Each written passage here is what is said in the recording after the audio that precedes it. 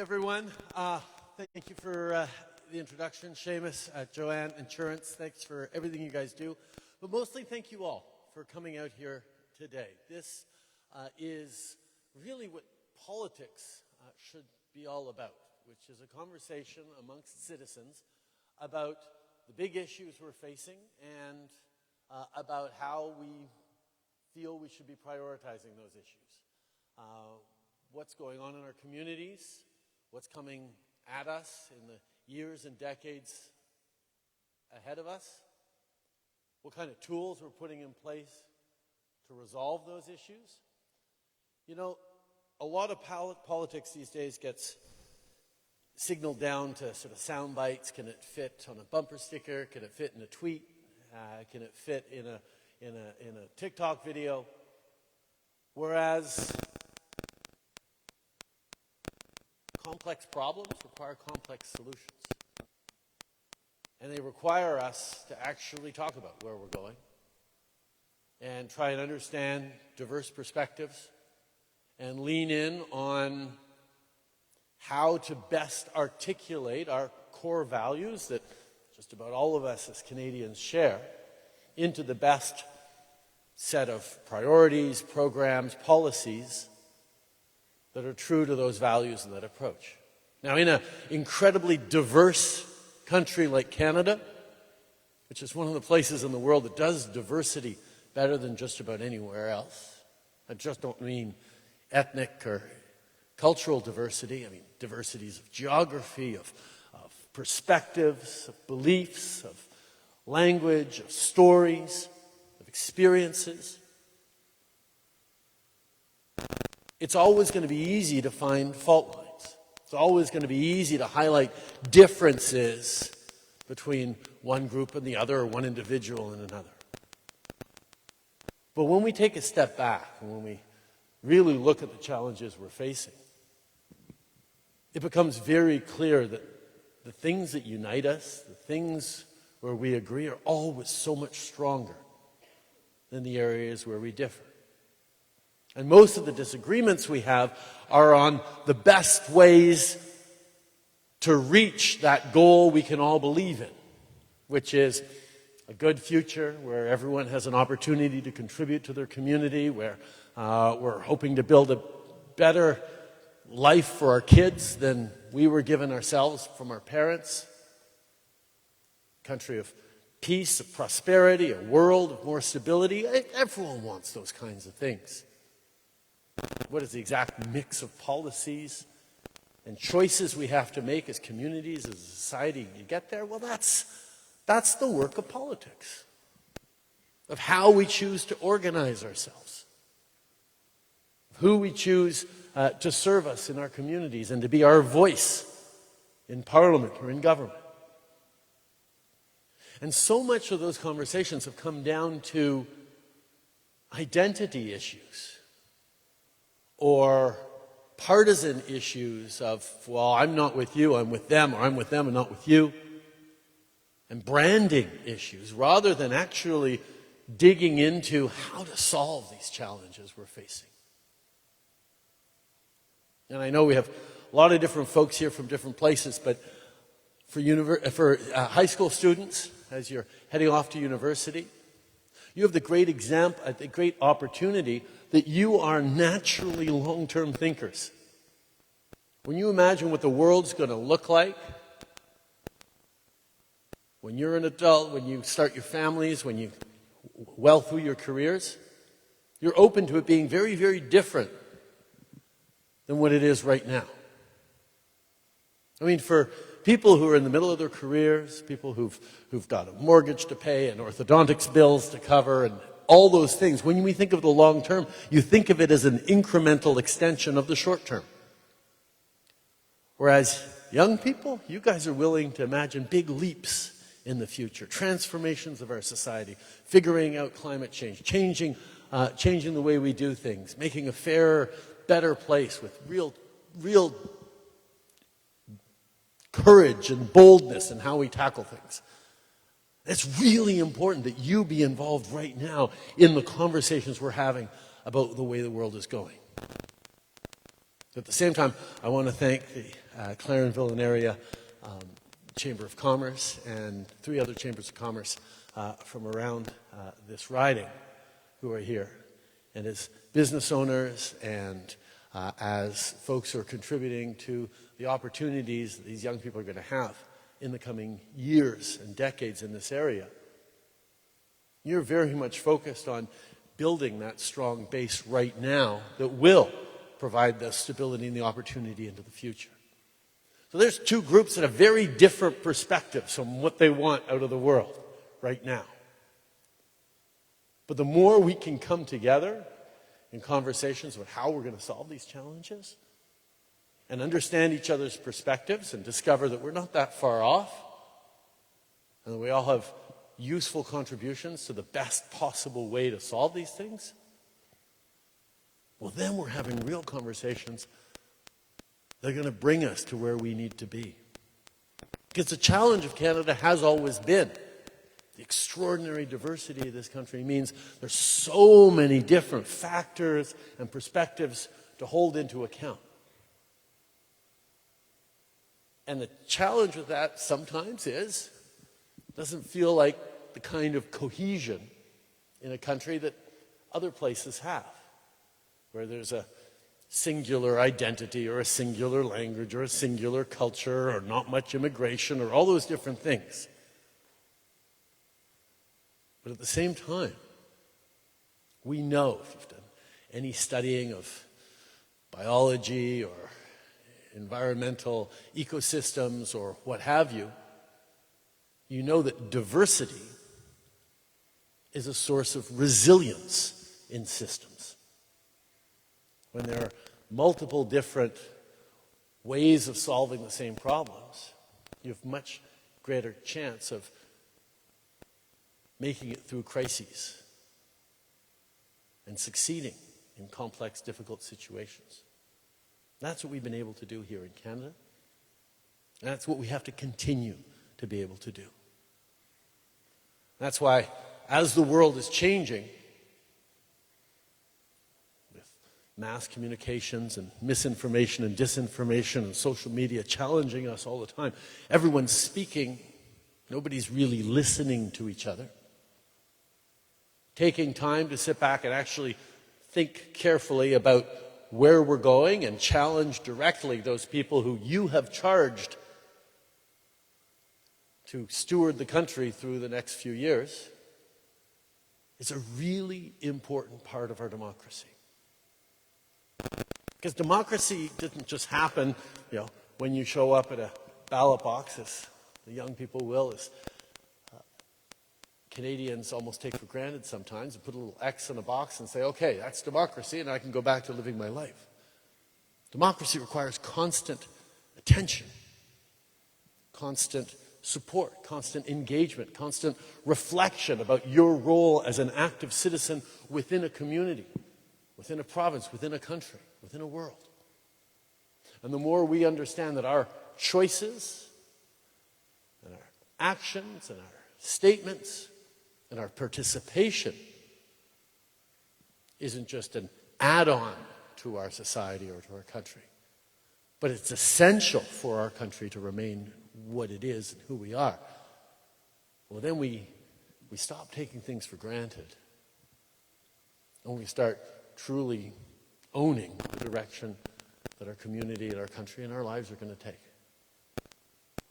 Well, that's a long way of saying thank you. Thank you for choosing to come out here today. Thank you for coming with questions for me.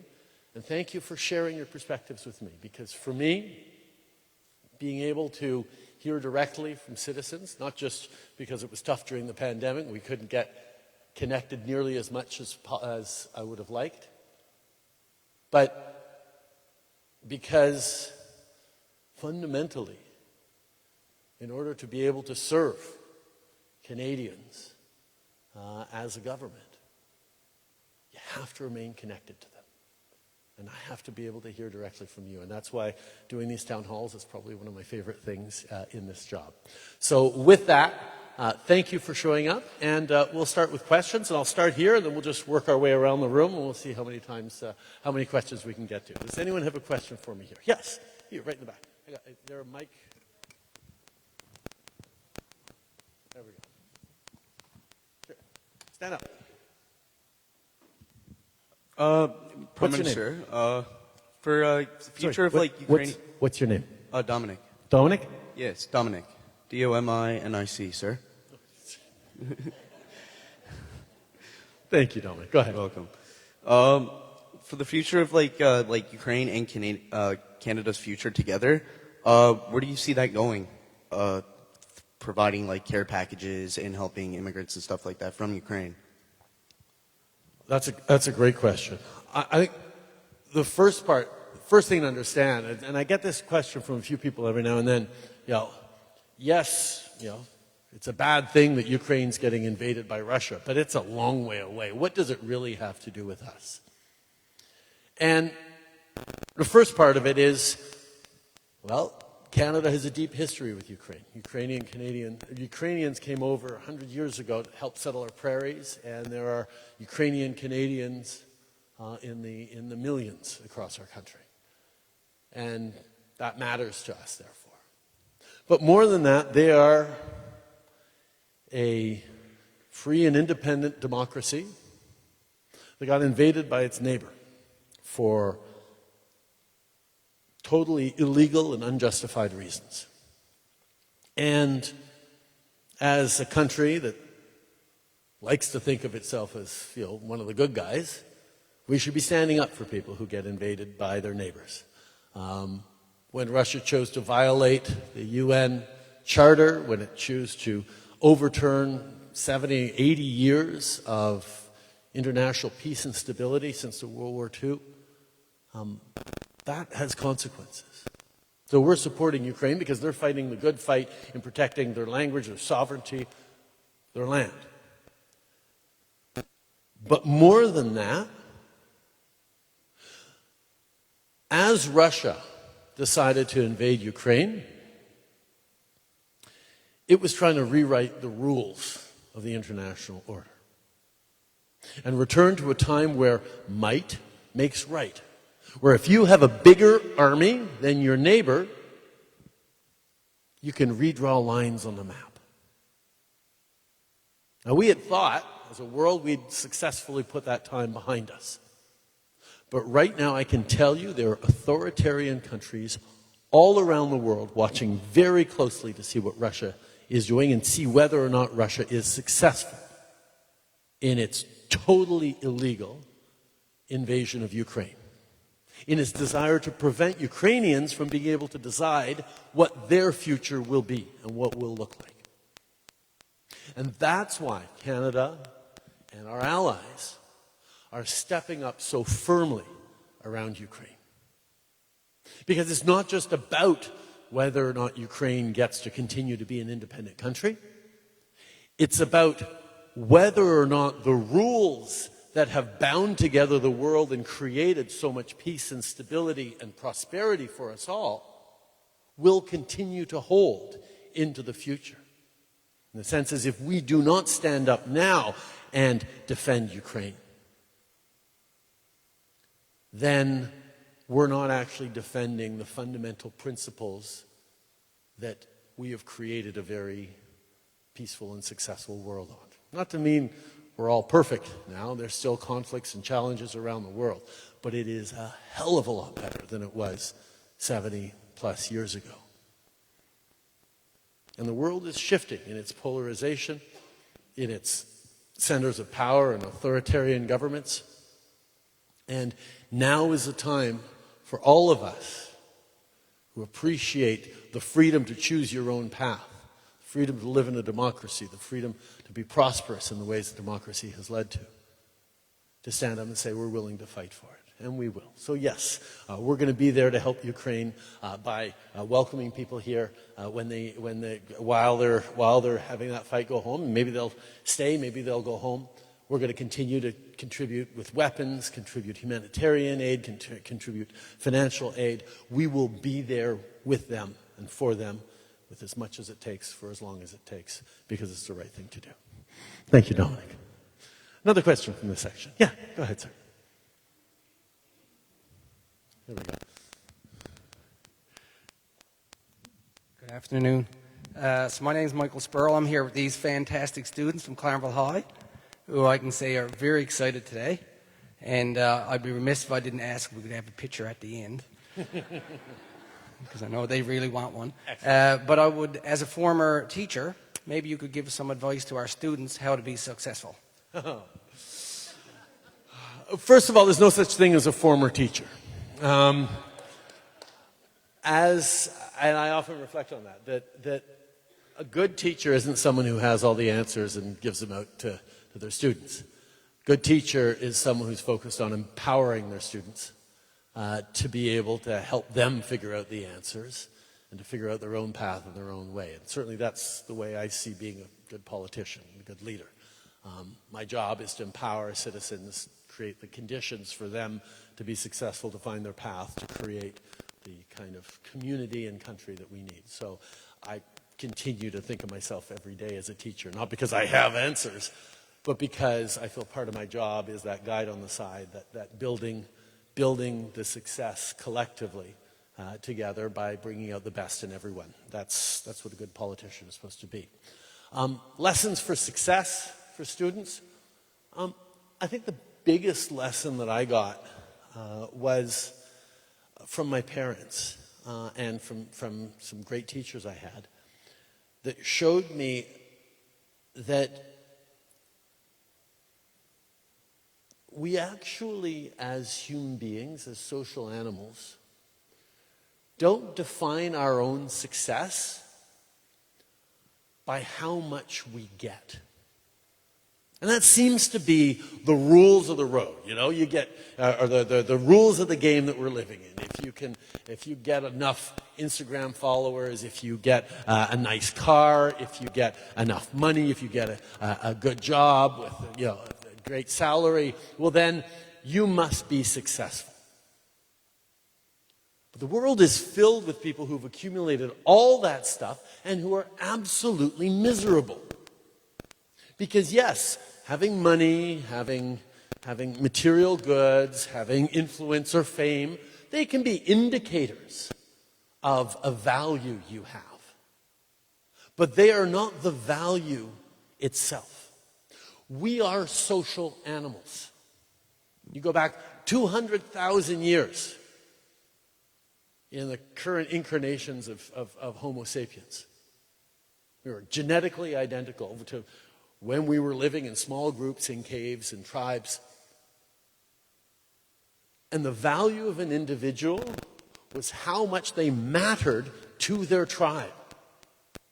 Were you a better hunter? Were you a better leader? Were you a great fisher? Were you someone who could make beautiful baskets? Like what you had to contribute to the world around you was the thing that gave you a sense of meaning and purpose and completion. And yes, achieving material wealth and various types can indicate that you invented something really great or contributed something really great to your society or to community that you were rewarded for. But it's not the money and the achievements itself. It's that sense of, do you matter to your community? Are you bringing something to those around you who matter to you that makes their life slightly better, slightly easier, slightly richer, slightly happier? How much are you relevant to people around you? That's the thing that matters. I saw that from my dad. After he'd retired from politics, people came up to him and would say, thank you for having brought my family to Canada. Thank you for what you did to make our country better or whatever. People were saying, thank you for the impact you had on them. And I saw that. And I realized growing up, boy, the idea of being prime minister, I wasn't good. That was my dad's thing. That wasn't my thing. I just realized I wanted to be a teacher. Because for me, being a teacher was a really concrete way of having a positive impact on the community around me, on the world around me. And it'll be a different thing for everyone.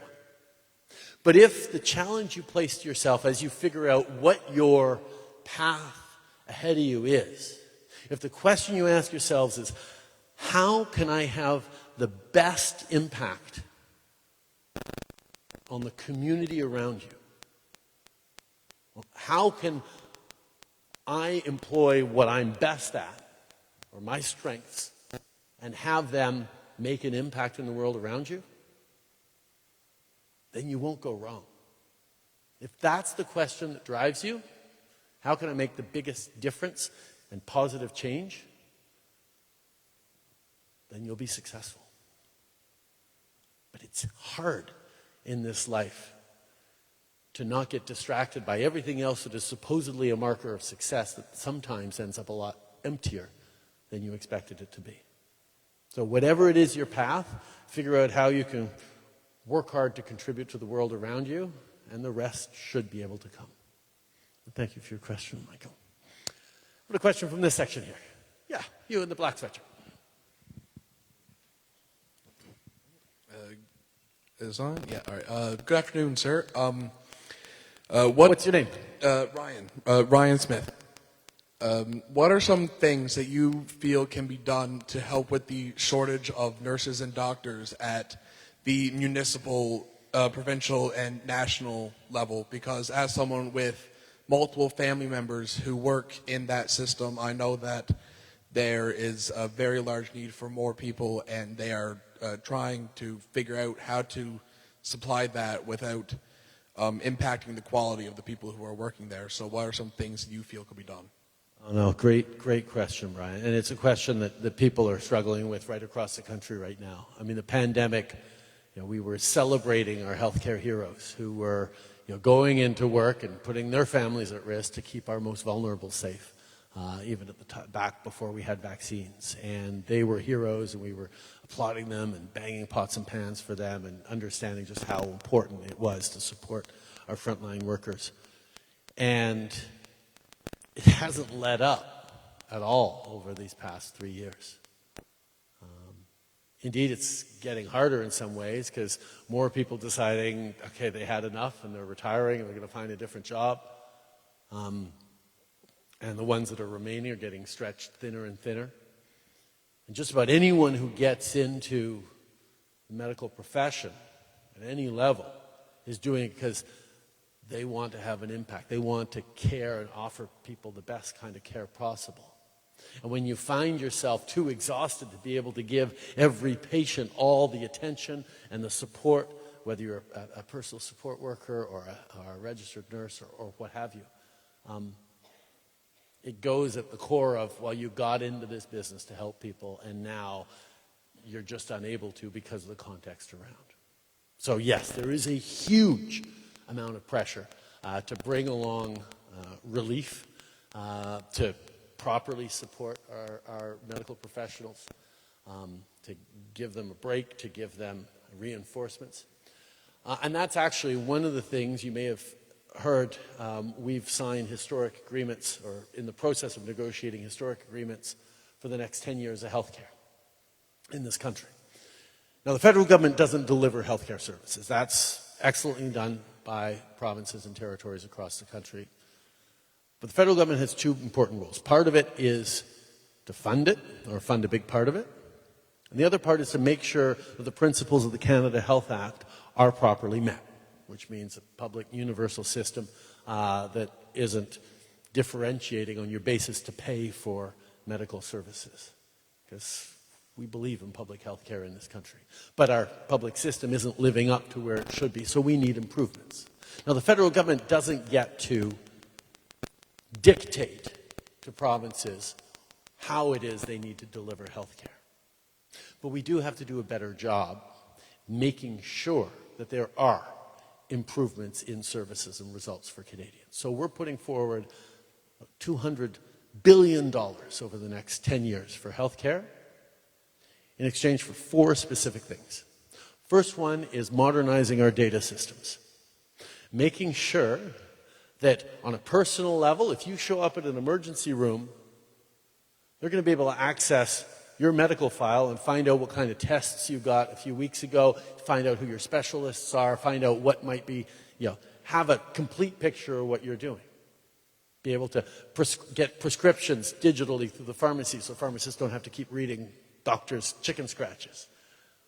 But also to make sure that the outcomes in one part of the country on a particular approach to delivering health care that works really well gets seen and noticed on the other side of the country. We have disadvantage of having 13 different medical systems in this country with our 13 provinces and territories, but that's also an advantage that it gives us room to compare best practices to see what works, see what doesn't. But it only works if you're comparing apples and apples right across the country, and that means better data collection for better results. That's a big piece of it that we're moving forward on, and that will significantly help as well, maximize the impact that people can have in the system. The other three things we're looking at, first of all, more access to family doctors. Being able to have a family doctor is essential to be able to navigate through the healthcare system, whether it's specialists, whether it's just worrying about your kids or what have you. Access to family doctors is a hugely important thing. We're increasing that. Second is timely access to mental health services and substance addictions care. We know mental health is health, and making sure people can actually access mental health services is really important. The third one is better support for our frontline workers, for those people who are the health human resources that our systems rely on. And there's a few things we're looking at. Can we accelerate foreign credential recognition? So foreign trained doctors can rapidly show that they are up to the level that Canadians expect, because that has to be. You can't have someone walking in and saying, oh wait, you went to med school in Nigeria, I don't think you're going to be as good as a Canadian doctor. Well, we have to make sure that they have hit the mark that we expect in Canada for that. But that's not another 8-year program. That's maybe a year. How can we accelerate foreign credential recognition? How can we accelerate national licensure? So if you're a doctor who's trained in Saskatchewan, or an RN who got his teaching degree in his nursing degree in BC, we should be able to say, okay, if you can be a nurse in BC, you should be able to be a nurse here in Newfoundland or in Quebec or wherever. That's still not something we have right now. So there's lots of things we can do around that. The other thing also is just continue to invest in the medical profession as a valuable, respected profession that people should want to get into. Increase the number of med schools we have. Increase the number of programs for people who want to be in the care economy. These are all things that we're working on, but the pandemic showed a lot of vulnerabilities and weaknesses in our system that we're all having to work on, and that's something that we're very serious about doing right now. Thank you, Brian. Another question from this section here. Okay, right in the back there.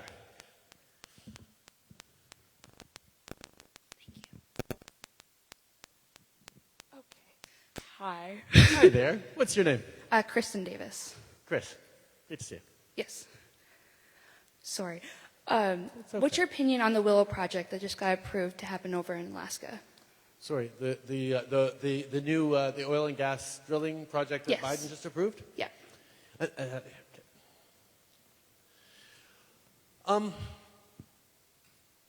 First of all, on that specific project, I've got a lot of projects on the go here in Canada, so I don't take I'm not as up on it as someone in the United States might be. But there are a whole bunch of competing priorities that we have to look at when we're looking at developing new energy projects, particularly traditional energy projects in vulnerable ecosystems. First of all, we have a responsibility to protect the environment and the ecosystems, not just because they're nice and beautiful around us, but because they are essential purveyors of services that we need every day. Our economy is built on the environment. Our economy is built around fresh air, clean water, good food that we can eat. We need to have a healthy environment around us to be able to succeed as a species, as an economy, as a civilization. You cannot separate the economy from the environment, so they always have to go together. Furthermore, climate change is a huge and growing impact. I was in Port aux Basques just a few months ago, seeing the devastation from the more intense hurricanes that we're getting more frequently. And we know we cannot continue to emit greenhouse gases into the atmosphere and and pretend like we're not going to have terrible, terrible consequences in the coming decades. So we have to be very, very mindful about how we're protecting our environment. At the same time, in order to be able to protect our environments, we're going to need to have successful economies that keep people fed, keep people clothed, housed, keep people in jobs, keep meeting our energy needs as growing economies, growing societies. And we're going to have to do that in ways that is not contradictory to protecting the planet. The big piece of that means decarbonization, more investments in renewables, moving towards a cleaner electricity grid. Probably means going back to nuclear, or investing more in nuclear energy, investing in offshore wind, investing in geothermal, investing in hydrogen power, investing in all sorts of different things. But for now and for probably the next few decades, the world is going to continue to rely in large part, or in a significant part, on oil and gas. So the challenge we have is, how do we extract and use that oil and gas in ways that is as clean as we possibly can be, that is minimal in its emissions, that is capturing and sequestering the carbon before it's emitted into the atmosphere? How are we balancing all those things together? How do we keep things going, make sure there are good jobs, while at the same time as we're generating enough revenue to keep innovating and researching to find those next solutions? So I'm not going to speak directly to that project and the trade-offs or the reflections that are had on this. But I can tell you that whether it's the unreliability of Russia as a source of energy for Europe, that is Europe asking North America and others to send them more gas and oil so we can get through these next few years as they're adjusting their society. That may be part of the reflection. But the other piece of the reflection is Europe is also saying, okay, but let's not just get off Russian oil and gas, let's try and get off our dependence on oil and gas and fossil fuels as quickly as we can and develop those renewables.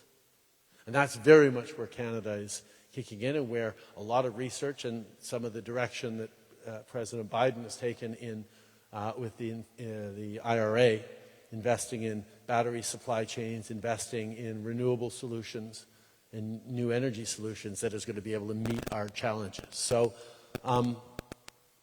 there are a lot of things we're doing now as stepping stones towards a better future. They just all have to fit within that.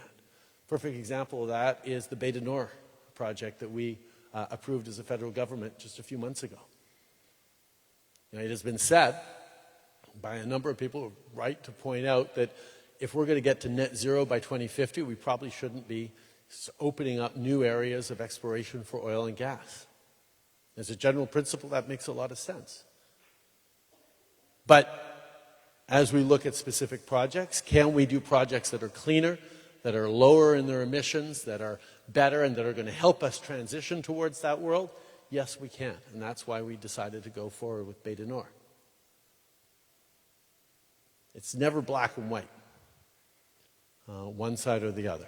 We're just trying to figure out the best shades of gray to be able to meet all those priorities of being as low impact as we can to the environment while protecting it as best we can, while making sure that we can still heat our homes and run our businesses and have the capacity to continue to invest in research that's going to bring us beyond that. And there'll be lots of discussions about where the exact right level and calibration is to do on that. But I'm glad those are things that you're thinking about. Thank you, Chris. Next question. Yes, in the back. Yeah, you on the left there, the first hand to go up. Yes, yeah. Look the other side. No, other side, turn around. There we are. Hi, my name's Hillary. That's Hillary. Not a spelling issue, it's a hearing issue sometimes. Clarenville High School is really advanced in its application of deep learning initiatives. How are we seeing those deep learning initiatives being applied all over Canada? And approximately when will we be seeing that become the standard instead of the more so old school of sitting down, listening, and doing a test? I'm suddenly thinking back, 25 years to when I was doing my B.Ed, and all the different pedagogical approaches people are taking. I think for me, the world is changing, and so must education. So much of education in decades past was focused on memorization, of being able to know the basic facts so you would have a frame of reference that you could move forward through the world with and make sense of the world and find your place in. The advent of Google and literally all the information known to humanity at your fingertips has shifted the goals of education away from just filling you with knowledge to a need to instead be able to synthesize, analyze, evaluate, and process knowledge. And I think critical thinking, an ability to reflect on how you're learning, reflect on how what you're learning fits into everything else you know, and what it means, is the great challenge that we have to adjust to. And it's hard to adjust to that. Because our school systems, our teachers, our society has been doing things a particular way for a long time. So I'm glad that Clarenville High is exploring deep learning. And I hope that involves a lot of critical thinking and a lot of analysis and synthesis of sources. A lot of discernment when it comes to what information you're getting and where you're getting it from, and a healthy dose of skepticism, but not cynicism about it, and an ability to step back from the overload of information we get to try and think about what it means, about what really matters, about how it all fits together. And crucially, about your role within that. I mean, we are in a world right now that does a very good job of trying to make an individual feel small and unimportant. Because there's so much going on. There's so many people who are cooler than us on social media. So many people who are more impactful than us in their jobs, in the choices they're making, what they're doing. It's really easy for an individual to feel like nothing I do actually matters. But if we are in this place right now with the challenges we face, it's not because some king or president or anyone flipped a switch a while ago and said, okay, we're going to launch, climate change as a reality, or we're going to, create this or create that. We're here where we are because of the cumulative impact of millions upon millions of people, billions, undertaking billions upon billions of little actions, deliberately or unconsciously, thinking about the consequences or not, that led us to where we are right now.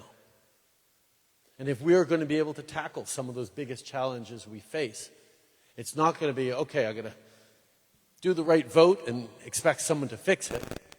It's more, I'm going to be mindful about the actions and the choices I take in my life, which include participating in democratic processes, but include my life as a consumer, include my life as a friend, or as a teacher, or as a counselor, as a buddy, as an employee, as an employer, all the different hats you will wear in any given week throughout your life. You have the power to impact the world around you with those deliberate, thoughtful choices.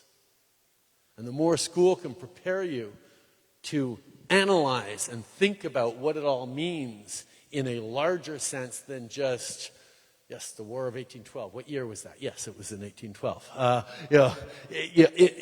The memorization doesn't matter as much as understanding. And I think that's a huge step forward. And the more we can do that in schools, the better off we'll all be. Thank you very much for your question, Hillary. Another question. Down here. Yes. So they can hear you in the back. So, what's your name? Marika. No. M-A-R. Yeah, just spell it like it sounds. I own the Artisan in Trinity. I'm one of many tourism operators in the room. I don't know if we can raise our hands. We don't outnumber the high school students, but there's a few people, especially out from the Bonavista Peninsula here. One of the things that I think most people are struggling with right now is affordable housing for employees. We've all done a really good job of helping revive rural Newfoundland after the cod fishery collapsed, but of course with growth comes additional problems. I certainly know that every private business, not-for-profit, and even municipality in our region really wants to work together to find solutions. We'd love to work with the Atlantic Canada Opportunities Agency to do that. And I will say that I don't think many of our businesses would see the success we've seen without ACOA, and the most amazing, dedicated people work for ACOA in this province. Very proud to work with them. However, their hands seem to be tied with regards to being able to help businesses grow through finding the solution to growing their workforce and keeping employees. So my question is, what solutions do you see coming from the federal government for any communities that are trying to resolve this issue with regards to housing, especially in rural communities? Thank you. Yeah. We saw these challenges to the housing related to positive growth, as you say. It's great their economy is growing. It's great that people are coming to Canada. But the federal government, for many years before we got elected, had withdrawn itself from housing and left it all on the provinces and municipalities to deal with. In 2017, a few years after we got elected for the first time, we launched a national housing strategy, which was a pretty good start. But there's so much more to do. In our most recent budget, we put forward $4 billion for municipalities, directly to municipalities going around the provinces, so that they could accelerate the regulatory, the proposal process to get things built quicker, to increase particularly affordable housing. We move forward on initiatives to incentivize the construction of middle-income rental housing, which is a niche that really needs to be filled. We move forward with the Rapid Housing Initiative that is converting, particularly throughout the pandemic, was converting unused hotels into residences, not just in urban areas, but also in rural areas. And we have a dedicated rural strategy as well for housing, because we understand that the challenges here are very different. One of the things that we also get pushback on is, while you're talking about increasing your immigration levels, and yet we have housing shortages now, and we don't have enough healthcare workers to help Canadians who are here now, are we really going to be making the problem worse by bringing in lots of immigrants? Well, one of the things we point out is one of the areas where there are massive labor shortages are in the construction industry. So targeting bringing in the right kinds of people who are ready to get to work in construction and build some of that housing and bring down the costs of construction housing just because there won't be such scarcity of labor, is going to be a good thing. Just like bringing in more medically trained immigrants from around the world to become Canadians and be part of our Canadian system is going to help with our healthcare challenges as well, rather than exacerbate it. So there's a lot of things that the federal government can do, but if I were to tell you there was one thing we were going to do that was going to fix everything, you wouldn't believe me, because it's an incredibly complex space. And that's why we recognize that every community has different challenges, every sector has different challenges, and that's where working with municipalities, we do a lot of work with the Federation of Canadian Municipalities to try and see how we can target opportunities for them to increase housing stock. We've committed to doubling the housing stock, the new housing stock over the next 10 years in this country, so double the pace of construction of housing, and that's something we're on track to do. Working with provinces as well, being there to help incentivize and help absorb some of the costs of inflation going up, and inflation and interest rates at the same time is causing a lot of projects that were on the books to now not look like they're able to be affordable anymore, and we've had to step up and make sure that they stay on the affordability side. There's a lot of work to do, but it's one of those things where as we see people have jobs, which is great, as we see growth in our economy, as we see growth in our population, there are stresses on housing and home ownership and rental stocks, but it's something that all orders of government are working really, really hard to fix. It doesn't happen overnight, but it's something that I've heard regularly, and I appreciate hearing from you again, and we will keep doing it. Thank you. Another question. Yeah, you in the green shirt. Gray. Green. Think it's on? Yep. My name is John. My father and I have been living with type 1 diabetes for the past 16 years. I'm sure, as you know, here in Newfoundland, there's actually a provincial program that provides funding for diabetics under the age of 18. Past that, there is no funding at all provided. There are some provinces that do a great deal in providing aid, financial aid specifically, for people who suffer from chronic diseases. So I guess I'm wondering, would you be able to provide an explanation as to why there's such a discrepancy in the aid provided for people who suffer from chronic diseases? No, excellent question, and thank you, John, for bringing that up. I know it can be, it's challenging as it is to live with it, but to have financial uncertainty around it as well is an extra pressure that you certainly don't need.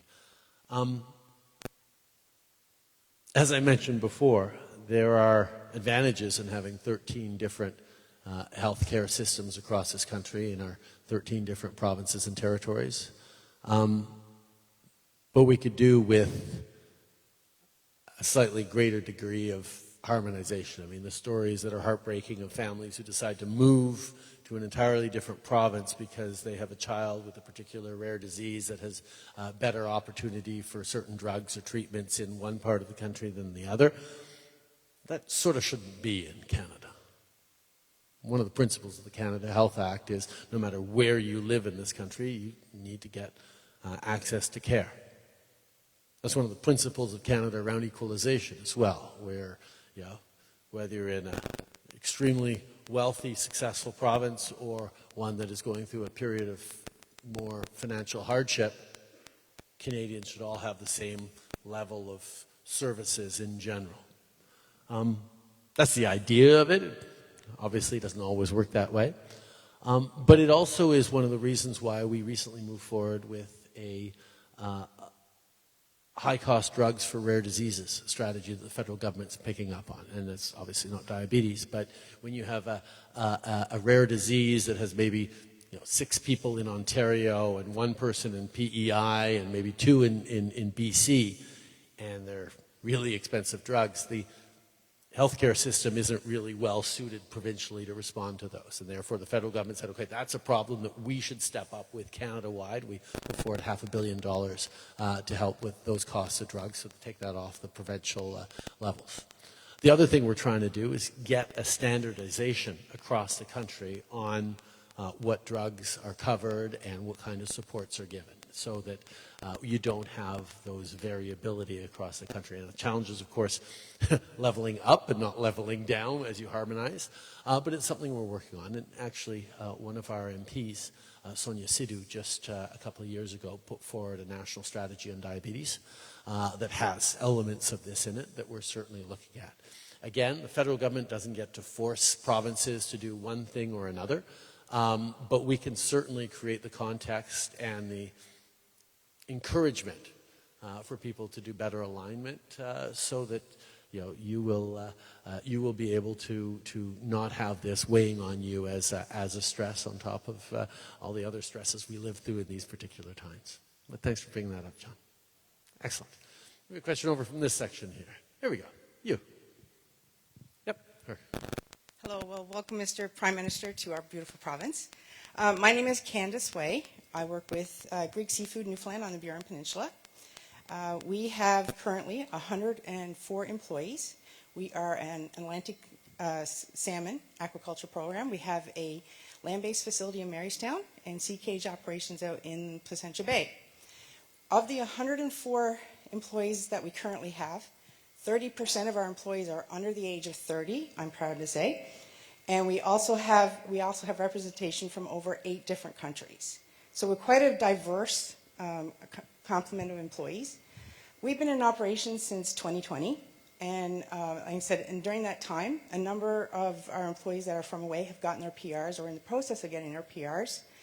Many have had babies, bought homes, and are settling. And so I'm from an outport myself, and I think you can actually, there's the mayor from Southern Harbour is here as well, and I think he can speak to the life that our operations has brought into some outports.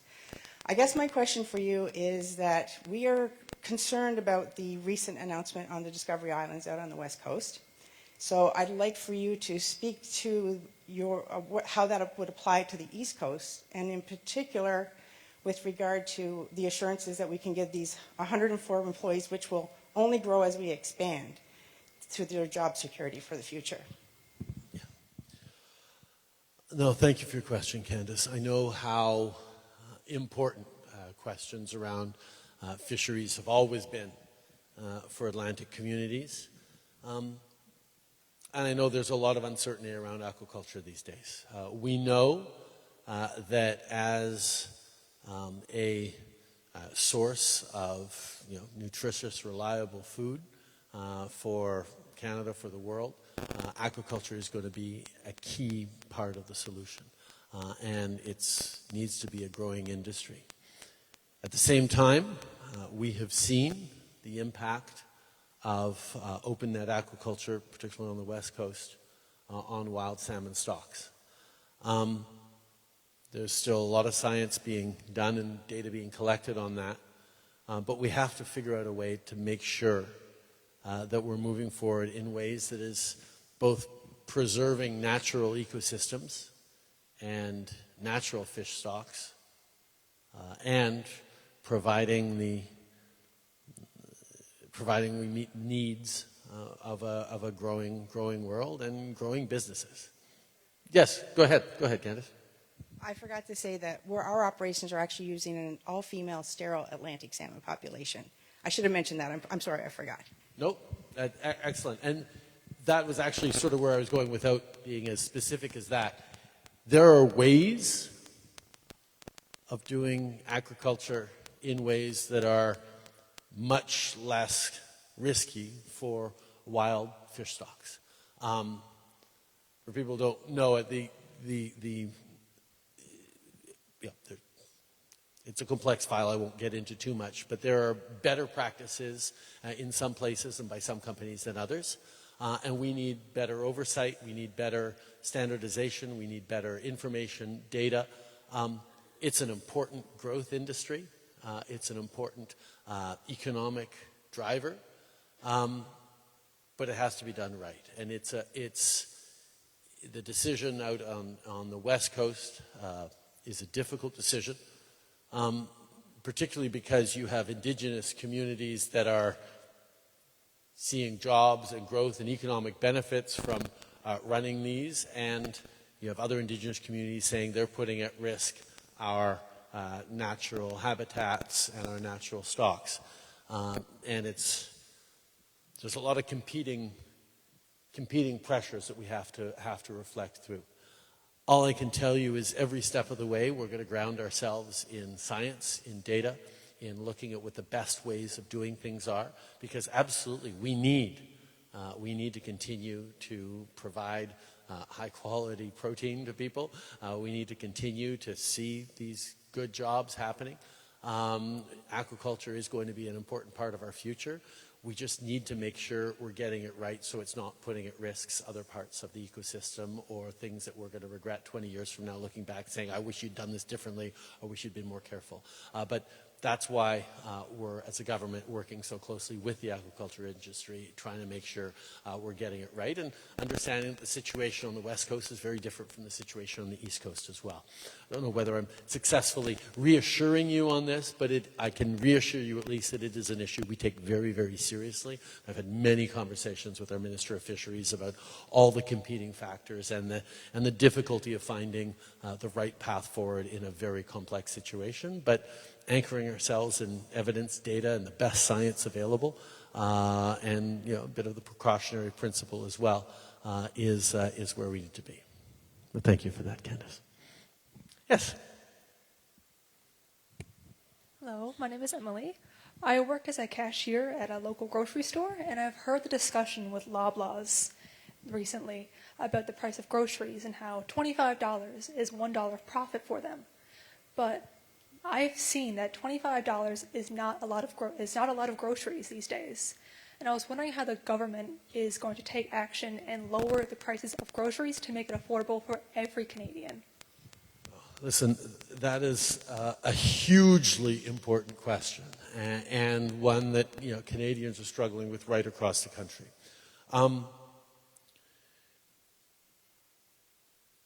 We're facing an inflation crisis right now in this country that looks like it's getting better. I mean, there is real indications that inflation will be back down to much more manageable levels by this summer. So that's a good thing. And inflation is far less and has always been far less intense here in Canada than anywhere else around the world, or most of our fellow countries around the world. Of course, for a mom who can't buy her groceries, knowing that we're doing better than Spain is like zero value in making you feel better about yourself because you can't afford your groceries.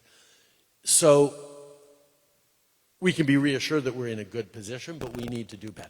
Now, Canada is impacted by the global pressures on supply chains that are coming out of the pandemic. We're impacted by the rise in energy prices, the challenge around fertilizer that Russia's illegal war in Ukraine has created, and knock-on effects. There are lots of things going on that we don't actually get to counter. So what our focus has to be as a government is not necessarily trying to manage and counter and control those prices so much as making sure that Canadians who are struggling find it affordable or get that extra support they need. And the challenge we have on that is at a time of high inflation, if we were just to send everybody checks, you'd just be feeding into inflationary pressures and things would get much more expensive. So that's not actually a solution. So what we've had to do is be very, very targeted in how we help the people who need support the most. That's why through the fall, we doubled the GST credit for six months, which means 11 million households, lower middle income households, got a few hundred extra dollars. We continued to increase the Canada Child Benefit with inflation so that families with kids have a few extra dollars, and there's hundreds of dollars a month tax-free with the support of their kids. We moved forward with a $500 rental top-up for close to $2 million extremely low-income Canadians who are having trouble making rent. We also moved forward with dental care for a little over 200,000 now, kids under 12 whose families couldn't afford to send them to the dentist. These are all things that help. And the big one was actually the announcement we were making this morning, Premier Fury and I, about the fact that Newfoundland and Labrador have now got to $10 a day childcare. And this obviously only affects families who have kids in childcare. But for those families, the thousands of dollars a year they're saving often completely offsets the increases in their mortgage or their groceries or things like that. So we're looking at all sorts of different ways of bringing down the pressures on the families by targeting in the right way those supports. But I can tell you, we've also engaged with the Competition Bureau, on top of calling in the heads of grocery stores to committee. We've engaged with the Competition Bureau to look in very, very carefully to make sure that there aren't unfair practices going on, that there isn't gouging going on, that there isn't people taking advantage of, oh, it's global inflation, so we can just hike up the prices more and hike up the profits. We need to make sure we're looking out for people on that. And these are all things concretely we're doing around affordability and we'll continue to do. But one of the things I think people can be and should be reassured about is that even though, yes, let's be honest about it, things are tough right now. Grocery prices, gas prices were really high. There's a lot of stress about that. It's getting better. Inflation is coming down. Interest rates have seemed to plateau because inflation is coming down. And Canada as a country is doing really well. And it doesn't always feel that way because we're going through a tough time right now. But first of all, the job numbers we have, the employment is great. So many people have jobs. That's always a stability in the economy. But more, the kinds of jobs we're bringing in for the future and the way Canada is positioning itself for the coming decades should give people a lot of confidence, first of all, that the government's going to be able to be there to help people who need it now and into the coming years. Even with everything we spent during the pandemic to make sure that small businesses, that families, that people could make it through this pandemic as best as we possibly could, we still have the lowest deficit, the lowest debt to GDP ratio in the G7. We have the best fiscal position of just about any country of our peers. And we have we're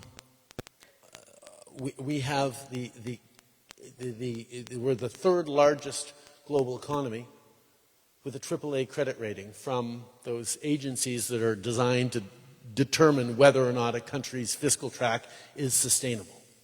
Like, we're doing really well on that side. But more than that, we're positioning ourselves as the place that is going to have the solutions for the coming decades. Volkswagen deciding to build its first battery plant outside of Europe, in North America, here in Canada. I was just with Michelin in Nova Scotia a couple of days ago, where they're investing massively in Canadian workers. Right across the country, investments in critical minerals, because we're going to need more lithium, we're going to need more cobalt and copper and all sorts of a range of things to fuel our net zero future around the world. And suddenly people are realizing that Russia and China are unreliable trading partners. Everyone's like, well, we can buy from Canada. They are friends, and they protect the environment, and they pay good salaries to their workers, and that matters. So Canada is incredibly well positioned for all those reasons, all our natural resource reasons, all of our human resource reasons. Canadians ourselves. I mean, if Volkswagen, Michelin, and ArcelorMittal, and Ford, and Stellantis, and others continue to invest in Canada, if big German companies want to build offshore wind and hydrogen power here in Newfoundland or in Stephenville, where I was a few months ago with the German Chancellor, it's because of Canadians ourselves. Our capacity to work hard, to innovate, to deliver, to be those drivers of a positive future that the world is looking for. So I know it doesn't help with groceries this week. But you should know that the government has the fiscal room to continue to invest in you and to support you to get through to those better times. And we have greater capacity to benefit from the way the world is changing than just about any other country in the world. So the message that we're sharing with people now is, yes, it's tough, and we're going to be there alongside you to help out through these difficult times, but at the same time, you can be really optimistic that spring is coming, that the future is going to be better, because we have put things in place that are demonstrating that Canada is very much on track and has the things that the world needs. Thanks for your question, Emily. Yeah.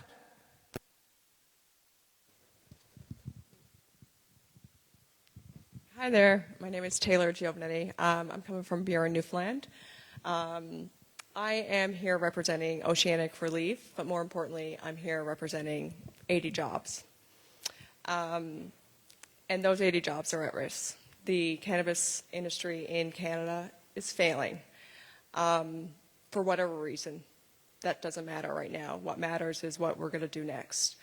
We're at a point now where the only people who are really benefiting are the governments, provincial and federal. As we know, the Cannabis Act is up for renewal or in review. So my question to you would be, when are we going to see some sort of relief? Like I said, the only monies that are really flowing are staying in governments. The other real big thing that I want to make everyone aware of is the discrimination that we face every single day. We are a company only. We're not a cannabis company. We're a company who supply jobs. And we don't get bank accounts. We don't get ACOA opportunities. We don't get federal monies. We choose to pay our people less than what they deserve to make sure that we pay the federal government and the provincial governments. Do you think it is fair for a industry that was legalized by Canada and that is accepted now by the world soon enough to be discriminated against, and the stigma still lives? No, listen, those are great points, Taylor. I have watched a lot of the struggles in the cannabis industry across the country.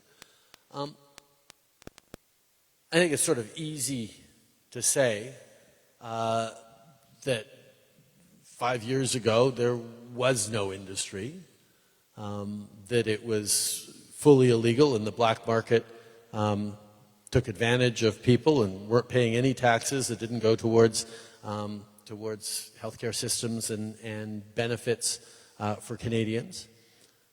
And we changed that. So we legalized it, which is a big step. But when you go from completely illegal to a brand new industry, well, you're going to get a lot of it right, hopefully, and I think we did. But there's also a lot of things that we are learning, because we were one of the early jurisdictions to do it, certainly at a national level. And to do it the way we have, I think we've seen a lot of success that has led to both more safety for consumers, less profits in the black market, although there still is a black market, more protection of our kids as well. It's now no longer automatically easier for a 16-year-old to buy a joint than it would be to buy a bottle of beer, which is one of the things that really drove us on this. The fact that there would be an industry created around it was something that we reflected on, but we didn't legalize so that there would be growth in jobs and opportunity. We legalized out of a public health concern. The current situation was not keeping Canadians safe. It was giving kids too easy access to cannabis. It was fueling the black market that then turned around and fueled all sorts of other illegal activities, and we made the decision on a health basis. If we had gone into this saying, okay, let's design a burgeoning new industry that we can create success, we might have made some different choices, but we looked at it from a public health and safety standpoint. Now that we've got the public health and safety stuff out of the way, or on the way, I think you're absolutely right that we should absolutely take a much closer look at, okay, what do we do then to make sure that this is a beneficial industry? And you can say, well, it's a drug, but boy, oh boy, are we ever proud of our wineries across Canada? Are we ever proud of our microbreweries? You know, I mean, these are consumption choices that people, what's that? I mean, medicine as well, absolutely. People are evolving, and I can understand that people who stepped up into the industry in its infancy are being part of the growing pains, and we will try and make sure that we're capturing your concerns as we look at renewal of the Act, which we knew we were going to need to do. There is a little more clarity about what the industry is, how the industry is evolving, and it's easy to say, oh yeah, 10 years from now, 50 years from now, it'll be great. Right now, you're in the industry, you've got payroll to make, you're trying to support people. We want to try and get there for you as well. But this was done not because we were going to create jobs with it, although we knew that would happen. It was done out of public health and the justice system approach. But hopefully we're going to be able to catch up and be supportive of the real positive industry that has become. Thank you for that, Taylor. Yeah, sir. Other side. Oh, in the front. Sorry, I'll go to you afterwards, sir. Hi, my name is Jeff Adams, and I am a worker in the arts and culture sector, and as well in the self-employed entrepreneurial sector as well. Needless to say, the pandemic had a major effect on how we operated, and as well as a lot of other businesses. And it created a lot of stress. And then on top of that, I'm also a single caregiver to an elderly parent, so my plate was pretty full. One of the things that I was wondering in terms of going forward into the future is, how does our current government view the aspect of basic annual income as a means of decreasing our stress levels and giving us a good mental health frame of mind so that we can continue doing the work, as you said, to the students, those things that drive you, those things that, you know, give you passion and contribute to our society? Oh, that's a great question, Jeff. I think the pandemic was instrumental in a few different things. We made the decision, and it wasn't without political opposition or controversy, to put money massively into the pockets of Canadians through the pandemic to try and get people through it. Primarily, again, it was a public health issue, making sure that people didn't feel like in order to pay groceries, they had to break quarantine and get out and work on the black market during those first months of the pandemic. We needed to support businesses. We needed to support seniors, support young people. The whole thinking was, and actually around the world, countries did different levels of support. But what we felt was, if we were to support Canadians through this difficult moment, our economy and Canadians would bounce back faster than otherwise. And certainly, that ended up being the truth. Our economy recovered full employment 6 months ahead of the United States after the pandemic. And businesses that didn't have to close down but just had to turn off the lights for a little while were able to flick back on those lights, bring back their employees a lot quicker. So our economy did better from having invested in targeted ways to support people. And that's sort of, one of the fundamental points of disagreement between our focus and our economic policy versus a more conservative way of looking at things, which is always, the conservative way is much more, let's allow the wealth creators, the businesses, those who are already wealthy, to have more free rein to create wealth, and that'll all trickle down and create more jobs for everyone else and prosperity for everyone else. That's the theory. That's how places like the United States keep justifying giving tax breaks to the wealthiest. The problem with trickle-down economics is it doesn't work. And for the past 8 years, our government has deliberately, and the pandemic was an example of that, but one of the first things we did was raise taxes on the wealthiest 1% so we could lower them for the middle class. Then we moved forward with the Canada Child Benefit. There was means tested that stopped sending child benefit checks to millionaires and focused the money on families that really needed it, including middle-class families. And those extra hundreds of dollars a month tax-free made a huge difference. We saw 1 million people in this country lifted out of poverty in those first few years, including close to 500,000 kids because of the CCB. And far from seeing economic slowdowns because we were supporting the middle class and people working hard to join it, we saw that when everyone was a little more stable in their finances, businesses did better, the economy grew, because you can ultimately only grow an economy in a sustainable, responsible way when everyone's benefiting from it. And that's one of the big disagreements with some of the classic Bay Street economic theory that still peoples our financial pages in our major newspapers, where we directly and deliberately disagree with that. Because we realize that actually making sure that people have more affordable homes, more affordable housing, have more reliable income. That's why we work closely with labor and unions to make sure that people are getting good jobs and good benefits. Because when you do that, the growing economy does lift all boats. It doesn't do that when you're focused on trickle down. So, back to your question specifically, we were very interested in the idea of basic income because it goes with sort of the philosophy that we've had of making sure that everyone is able to cover their basic needs.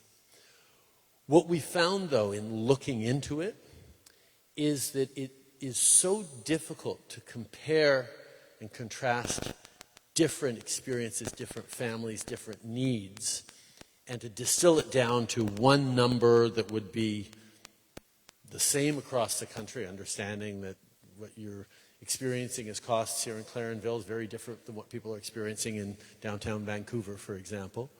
But also, the situation someone's in one part of the country or with their family could be very different from the neighbors down the road. So what we looked at instead, and what we are looking at instead, is different building blocks that can meet towards the same thing. I mentioned the Canada Child Benefit a couple of times. That's, when we brought it in, it was $6,400 for a child under 6 in the lowest income bracket families. That did a huge, huge piece of reducing child poverty in this country. Moving forward on $10 a day childcare does a huge thing of clearing up salary, clearing up room in a family budget. One of the questions I got all the time when we brought in the CCB was, well, what about me? I'm a 30-year-old low-income worker who doesn't have any kids. I'm not getting any benefits from that. What we did is we moved forward with the Canada Workers Benefit. which as of this year is adding $1,200 more on top of the other monies that are coming from the Canada Workers' Benefit to make sure that it's always more valuable for you to have even a low-income job than to go on provincial financial assistance programs or welfare programs. So ways of coming at different populations in different ways to have those a more nuanced approach at making sure we're getting everyone. In the arts and culture sector, for example, you'll know that what we did specifically to support the artists and cultural performers through the pandemic was very, very targeted and extremely generous because, as Churchill once said, maybe it's apocryphal during World War II, but no, we won't cut arts and culture because if we did that, well, what are we fighting for? The things that matter to us, we need to continue to support. So I know there's a few different projects going on with basic income pilots, and we're looking at the data on that. But we're trying to maximize the impact and targeting of the helps we're given with different programs that do that boost program, so we do have opportunities that give people what they need in a targeted way rather than just a universal brush way. But it's an ongoing conversation I'm continuing to have with people.